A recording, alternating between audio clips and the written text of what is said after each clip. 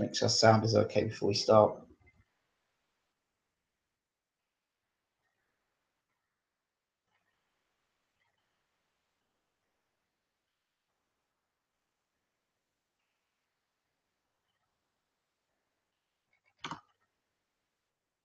Is that sound? Before we start.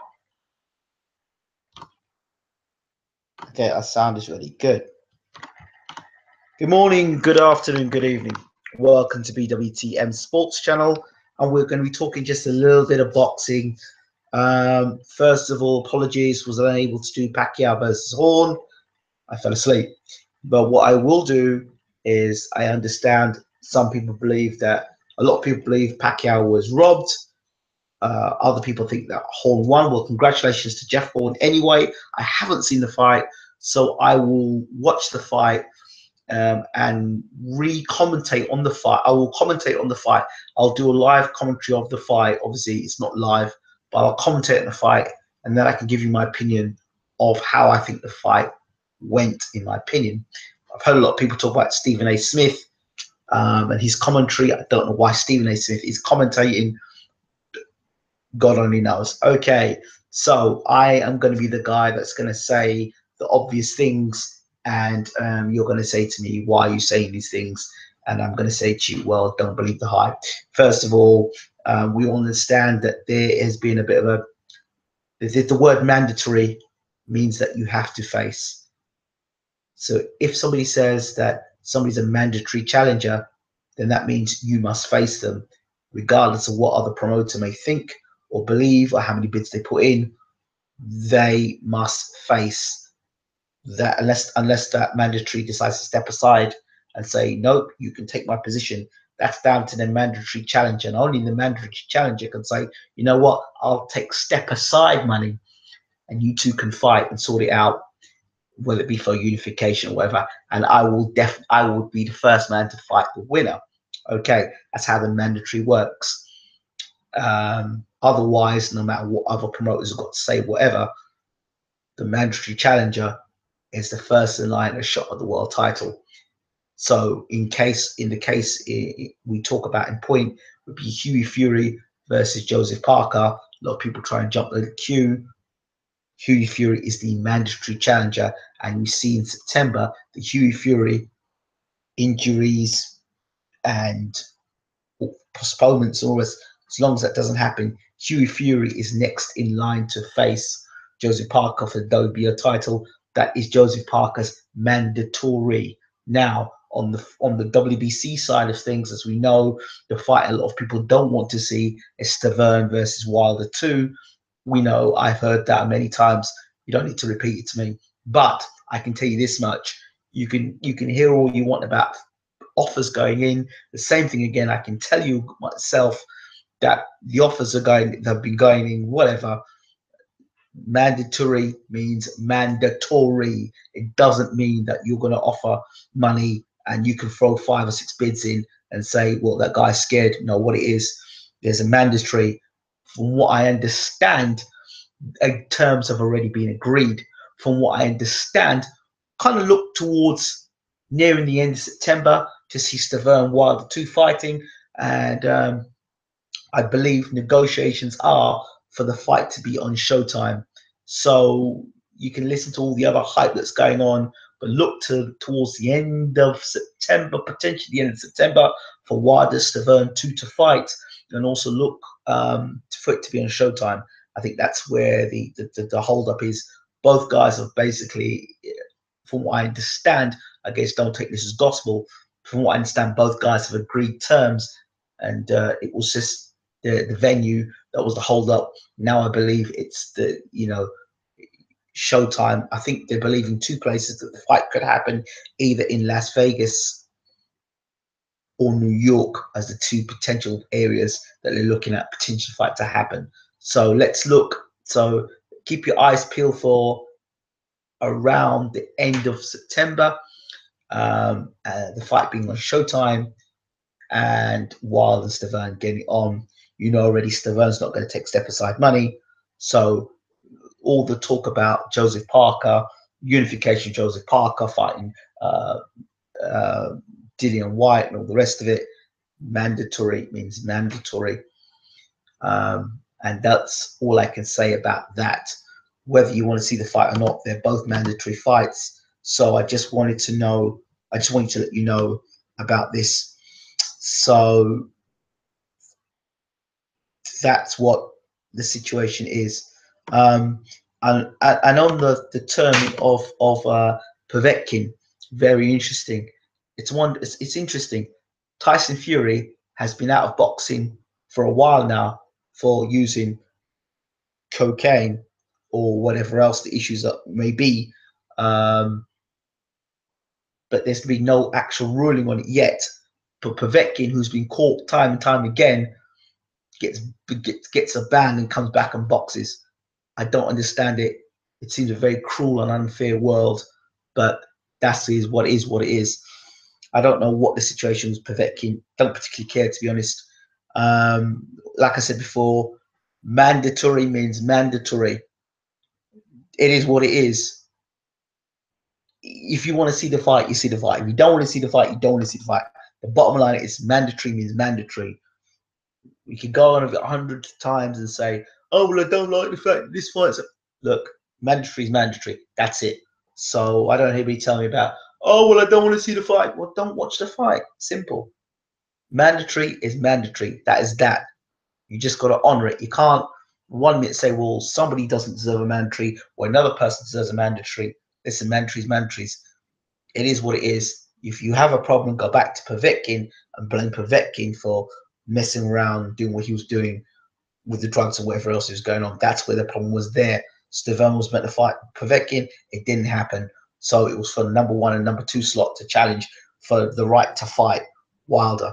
That's it. So I don't hear no more about it. And by the way, where's Luis Ortiz? What's Luis Ortiz doing?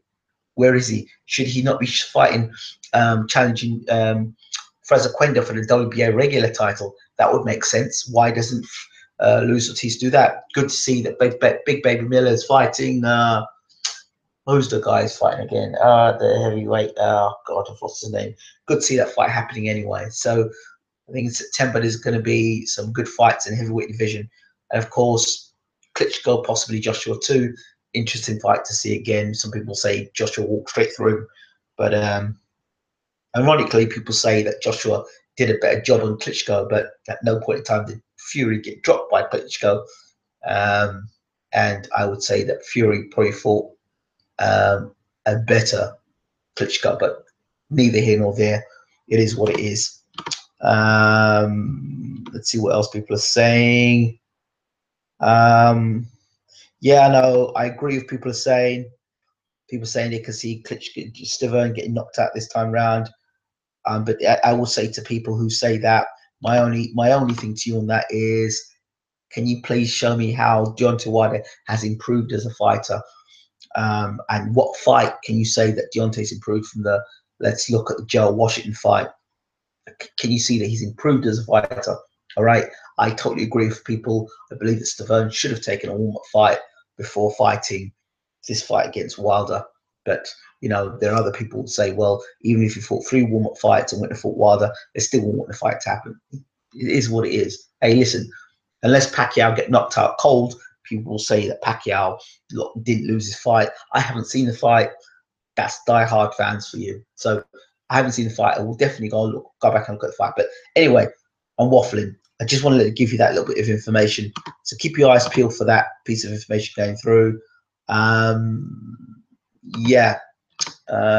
As for Pacquiao versus Horn, I haven't seen the fight. As I said before, I will do a live commentary, well, review of the fight and then give my opinion on it.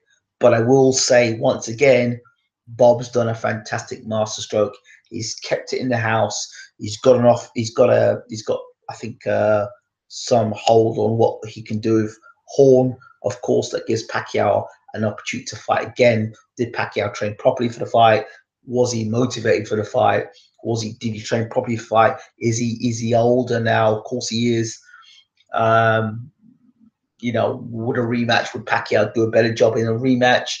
Well, let's put it this way: Pacquiao fighting Horn keeps Pacquiao fighting the likes of a Keith Thurman, a Danny Garcia, Errol Spence. God forbid, those fights don't have to happen. Crawford fights in Dogo for the undisputed title. Fantastic news about that. Crawford made a comment saying, "You didn't want me to fight Pacquiao, and then you let him go off to bloody Australia and go and get beat. What kind of nonsense is that?"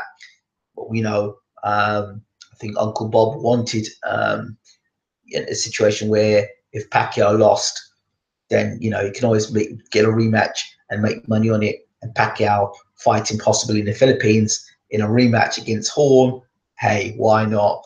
Last fight for Pacquiao, and Uncle Bob gets to squeeze Pacquiao even more so. I don't like the idea of seeing Pacquiao being taken advantage of. In my opinion, I don't know if it's true that Pacquiao's got gambling issues and is indebted to Aram. I don't know, but he really sucking that boy dry, and I get this horrible feeling that Pacquiao's going to end up penniless later down the line. And for such a great fighter, it would be an absolute shame for that to happen. Let's see what else.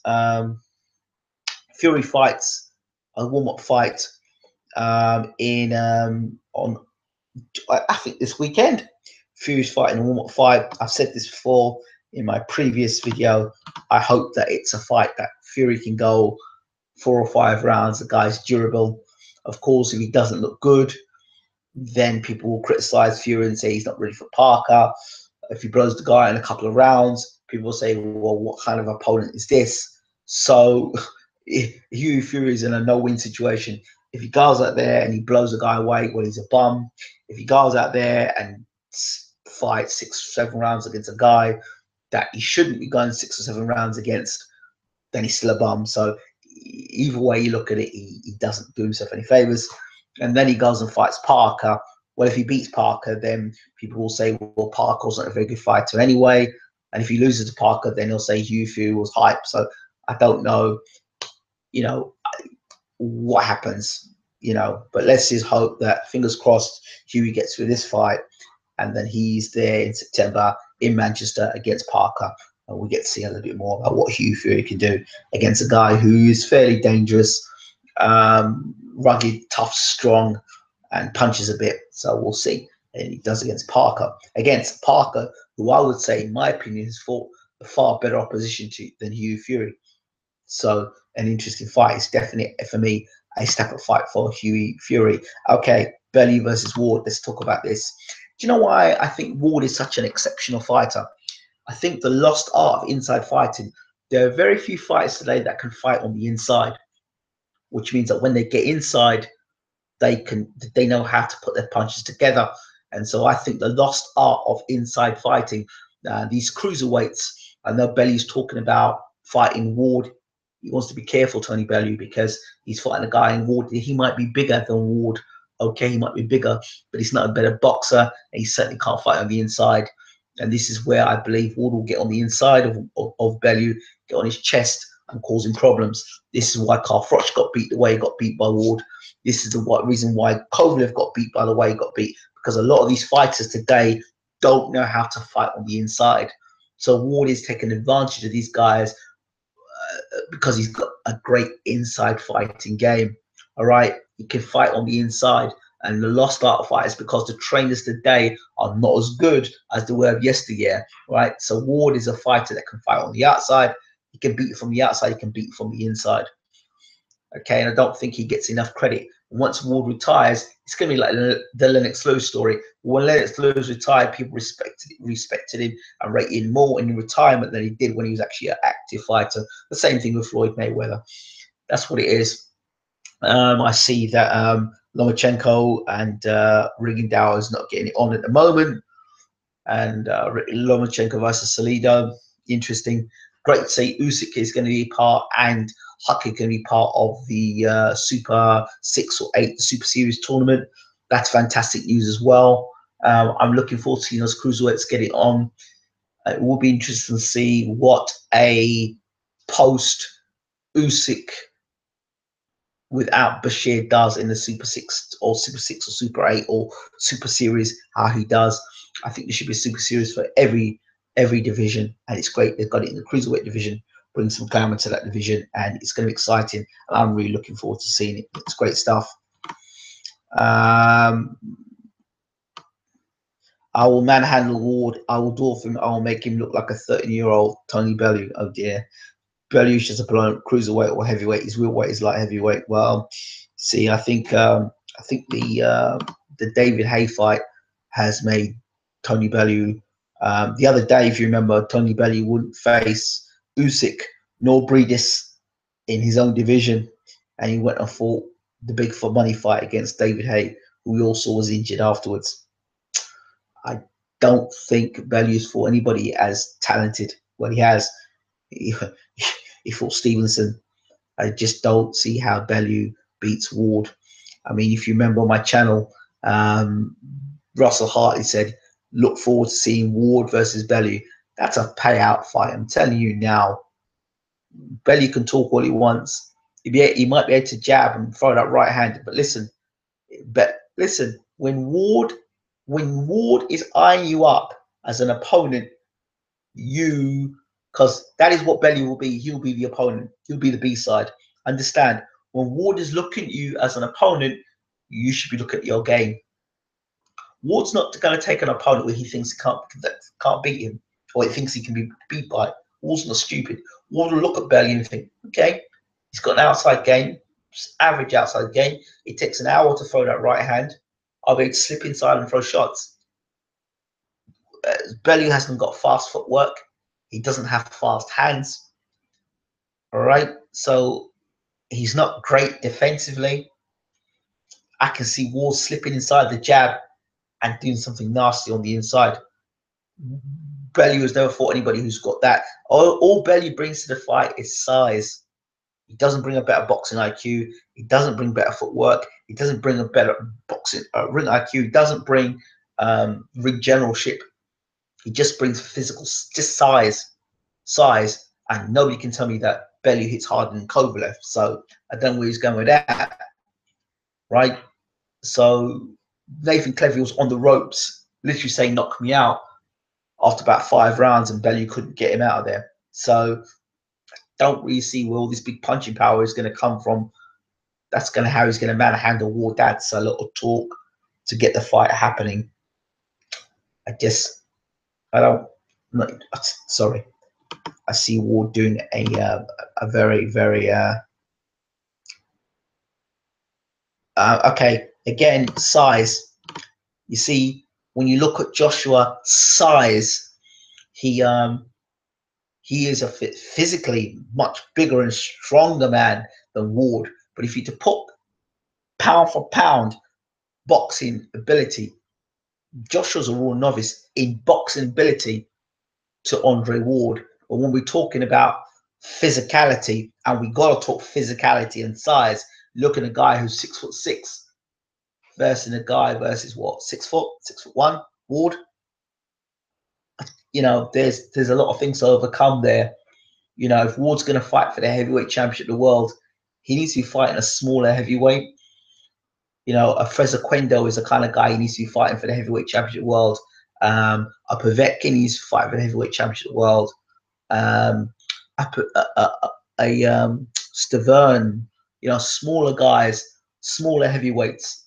A Chisora, them sort of guys where he's got the speed, he uses movement. We don't know how Ward's body's going to cope as a heavyweight. We don't know. We don't know how his physical, what his resistance is going to be like, but we know that Ward's been sparring big guys for years, so that's not going to be that much of a concern. But someone like Anthony Joshua, I think Ward will fancy the challenge. If you look at their boxing ability of Joshua versus Ward, boxing ability, Joshua is a raw novice compared to Ward. But when you talk about physicality, brute strength, power, height, size, reach, you know, is Joshua's jab good enough to keep Ward on the outside? And okay, when Ward gets on the inside, Joshua's got another one who's got no inside game, zero, none, zilch inside game. Okay, so but you see, it's a physical strength that Ward's going to have to deal with. Is he going to be able to rough up Joshua on the inside, or is just Joshua going to push him aside like a rag doll? That really is a real proper David and Goliath fight. because if you think about trying to compute the physical strength of someone like Joshua, right, versus Ward, you think it's a no contest when you look at it. But when you look at their boxing ability, it's a no contest. But if you talk about sheer size and power, it's like that. So that's the way I look at that fight. I would stay clear. Somebody says I would disagree there. Bellew has more bottle than Kovalev. Yeah, but he doesn't. I don't think Bellew punches harder than Kovalev. Joshua did his best work against Klitschko inside. Well, hold on a second. Hold on a second. You're talking about another guy who can't fight on the inside. Klitschko has never had an inside game. That's why it holds and ties somebody up. You can't say a guy's a good inside fighter against a guy who can't fight on the inside. So that's not a very good comparison. You need to fight a guy who's got you got to put a good inside fighter against another inside fighter to say he's a good inside fighter. And Klitschko doesn't have an inside game. That's well known for years. That's why he holds all the time. You never see Klitschko trying to fight on the inside. Klitschko ties up and holds, breaks rhythm, leans down on the fighter. Whereas Lennox Lewis could fight on the inside. He could throw uppercuts and short shots inside. If you don't believe me, go and watch Lennox Lewis versus Levi Billups. Lennox Lewis versus Ray Mercer. Those are fights where he's had to fight long range, and when Mercer's been up on his chest, fighting on the inside, that's inside game. Okay. Lennox Lewis, when he fought Vitaly Klitschko, when Lennox was getting on the inside of Vitaly and throwing in big uppercuts. Okay. That's what I'm talking about. All right. So I don't think Klitschko is a very good example. So Klitschko is not a very good inside fighter. So there is a difference. So you're doing your best work against a guy who's not a very good inside fighter or non-existent inside fighter. It's like Kell Brook, non-existent inside fighter. There are not many fighters in the game today that can fight on the outside and on the inside, literally with fighters on their chest. Gennady Golovkin's another one of these fighters that are very good on the outside, but on the inside, on their chest. If you remember what I've said for years about Gennady Golovkin, the way to beat him is to get past the jab, get on the inside, and be on his chest. So yeah. Anyway, I'm going to end this conversation. You say Ward wouldn't stand a chance against Joshua. See, I broke that down to you, and I broke it down to you. You say Ward wouldn't stand a chance. Well, that's not true. Ward physically might not stand a chance against Joshua, but boxing ability wise, Joshua is not in the same league as Ward. So when you talk about boxing ability and all-round makeup as a boxer, Joshua doesn't stand a chance. But when you talk about physical strength, power, and just brute of a man, then Ward doesn't stand a chance. So that's what I'm talking about. That's what I'm talking about. All right. So I don't say me, but then let's now look at the history of boxing, where guys have moved from lower weight divisions and moved up and fought in the heavyweight division. Okay, there's histories. Guys like Michael Moorer, light heavyweight champion of the world. Michael Moorer was never as good a fighter as Andre Ward, and he came from the light heavyweight division and moved up to the heavyweight division. Okay, if you look at what he did against Mike the Giant White, go back and watch it. He fought a guy called Mike the Giant White. He wasn't a great boxer, very tall, 7 foot versus 6 foot. Michael Moore, go back and watch the fight.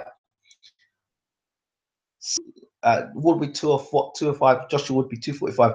Use the heavy men. Ward would be easy to handle. Ward would get seriously hurt. Well, yeah, possibly he would get seriously hurt. Possibly. But smaller guys again. Chris Bird against Vitaly Klitschko. I don't think Joshua's that great a boxer. I think he's a powerhouse. I don't think he's a very good boxer. And he doesn't fight good off the back foot. Just look at the Klitschko fight. When he was on the back foot, he didn't know what to do.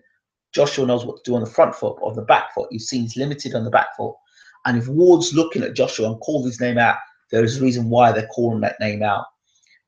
Ward's a thinking fighter. We need to take that into consideration. No, I don't rate Josh Kelly at the moment. He knocked over a guy that, let's see him in a genuine fight, proper fight. So I think Kelly's okay, but we're very quick. Olympic gold medalist.